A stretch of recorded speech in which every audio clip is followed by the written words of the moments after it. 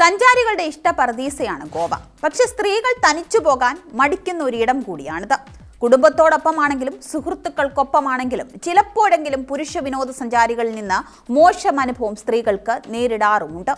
ഈ പ്രശ്നങ്ങൾക്ക് പരിഹാരമായി സ്ത്രീകളുടെ സുരക്ഷിതത്വം ഉറപ്പുവരുത്തുന്നതിനായി കടൽ തീരങ്ങളിൽ സ്ത്രീകൾക്ക് മാത്രം പ്രവേശനമുള്ള ഇടങ്ങൾ ഒരുക്കാൻ തയ്യാറെടുക്കുകയാണ് സംസ്ഥാനം.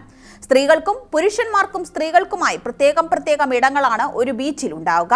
അതിരുകൾ വ്യക്തമാക്കുന്നതിനായി അടയാളപ്പെടുത്തിയിട്ടുമുണ്ടാകും. സർക്കാർ നിയോഗിച്ച ലൈഫ് ഗാർഡ് ഏജൻസിയായ ദൃഷ്ടി മറൈനാണ് മേഖലകൾ പ്രത്യേകം തരംതിരിക്കുക. ബീച്ചുകളിൽ തുടർച്ചയായി ഉപദ്രവങ്ങൾ നേരിടുന്നതായി പോലീസ് സ്റ്റേഷനിലും സോഷ്യൽ മീഡിയയിലും സ്ത്രീകൾ നിരന്തരം പരാതിപ്പെടാറുമുണ്ട്. ഇതിന്റെ അടിസ്ഥാനത്തിലാണ് ഇത്തരമൊരു നീക്കം.